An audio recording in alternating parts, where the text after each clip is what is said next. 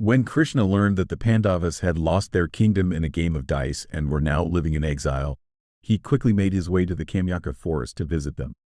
Before this, Krishna had been engaged in a fierce and lengthy battle with Salva, the brother of Sisipala, which lasted about 10 months.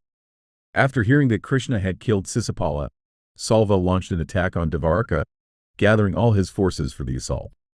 At the time of the attack, Krishna was still in Indraprastha, participating in the Rajasuya Yaga ceremony, and hadn't yet returned to Dvaraka.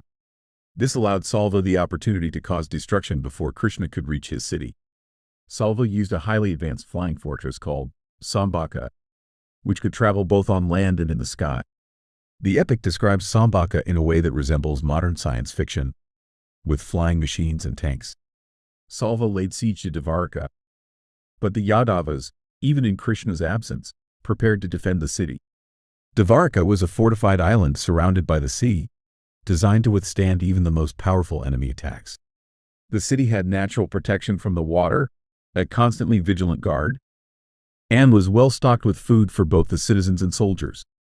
Iron spikes were placed around the fortress, bridges were destroyed, and strict controls were put on entry and exit. Foreign ships were banned from entering the harbor, and cannons were set up at key locations, with weapons stored in hidden places. The Yadava warriors, led by Krishna's sons Samba, Pradyumna, and Charudeshna, faced off against the invading forces that had set up camp outside the city.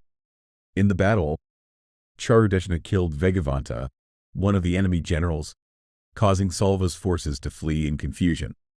However, Salva regrouped his army and returned to the battlefield, and the fight grew even more intense. A fierce battle took place between Salva, a powerful king with advanced technology, and Pradyumna, the son of Lord Krishna. Salva's incredible display of technological warfare overwhelmed Pradyumna, causing him to faint and collapse in his chariot. Seeing this, the charioteer quickly maneuvered the chariot away from the battlefield to save Pradyumna. When Pradyumna regained consciousness, he was upset and criticized the charioteer, saying, "For a true warrior, death is better than defeat." The charioteer, who was the son of Daruka, Krishna's own charioteer, calmly replied, "It is the warrior's duty to protect the charioteer, just as the charioteer must protect the warrior. I did my duty. Now that you've experienced Salva's tricks firsthand, you can face him again with renewed strength." Reassured, Pradyumna instructed him to drive back to the battlefield. The fight resumed between Salva and Pradyumna. Salva launched a fiery missile, but Pradyumna countered with a water missile. Then, Pradyumna unleashed the powerful Brahmastra, which knocked Salva unconscious in his chariot. Eventually, Salva retreated from Dvaraka with his forces. When Krishna returned from the Rajasuya Yaga and saw the destruction in Dvaraka caused by Salva's attack, he vowed, "I will not return until I have killed Salva." He ordered the war drums to sound, gathered his soldiers, and prepared for battle. Krishna entrusted the defense of Dvaraka to his elder brother Baladeva, while the Brahmins offered their blessings. Krishna mounted his chariot, drawn by the horse Sugriva and driven by Daruka, with a flag bearing the eagle wing symbol flying high. He blew his conch, Panchajanya, and the army marched past mountains, lakes, cities, and villages in pursuit of Salva.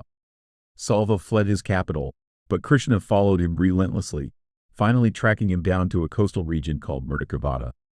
The battle between them was fierce and dragged on for a long time. When Salva realized his army was losing in traditional combat, he used his advanced technology to create chaos. He generated artificial cyclones and hurricanes that darkened the sky for days, making it impossible to see the sun. Hundreds of artificial moons and suns appeared, and day and night became indistinguishable. Sometimes, the sky would be filled with total darkness, but Krishna skillfully countered each of Salva's tricks. As the battle raged on, a Brahmin arrived from Dvaraka. A Brahmin came to Krishna during the battle and said, "Why are you still fighting here? Salva has captured your father, Vasudeva, and taken him prisoner in Dvaraka. You should go back and save him." At that moment, Krishna thought he saw his father, Vasudeva, being harassed by Salva's soldiers inside the Saubha, Salva's magical flying fortress. Shocked, Krishna dropped his bow, the Sharanga, from his hands. Seeing their leader stunned, The Yadava soldiers panicked and began fleeing in all directions.